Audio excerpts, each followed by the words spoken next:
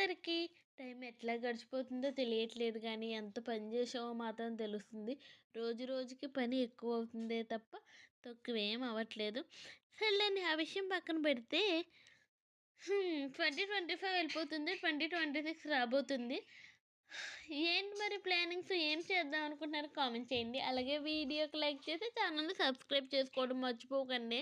2025లో ఏం సాధించావా అంటే కనీసం ఒక 1K సబ్స్క్రైబర్స్ అన్నా వచ్చారని చెప్పుకోవడానికి బాగుంటుంది కదా.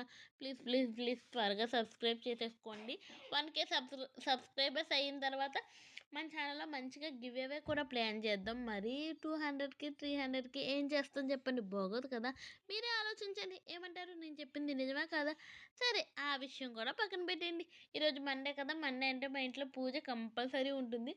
బట్ మా వారు తెల్లవారుజామునే లేచిపోయారు. అంటే ఇంచుమించు 4కి లేచారంట. సో హార్ట్ తరుగుొడ్డు పెట్టేసి సో క్లీన్ చేసేసుకుని అన్ని తలస్నానం చేసి మంచిగా దేవుడి దగ్గర సర్దుకుని పూజ అయితే చేసుకున్నారు.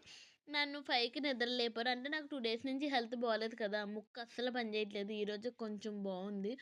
సో 5కి లేచారు. నేను ఇంకా కిచెన్లో మిగతా పనులన్నీ చేసుకుని కొంచెం పొయ్యి అంటించి పిల్లలకి నీళ్ళు కాచామన్నమాట. సో మా సాంబ్రాణి కుంది ఉంటుంది కదా, అది ఎన్ని కొన్నా మా పిల్లలు బద్దలు కొట్టేస్తున్నారు. ఇంకా వాళ్ళు పెద్ద అయ్యాక తీసుకుందామని మానేసాము. అప్పటి వరకు ఈ ప్లేటే మమ్మల్ని కాపాడుతుంది. మీ పిల్లలు కూడా ఇలా చేస్తారా? కామెంట్ చేయండి. Bye bye.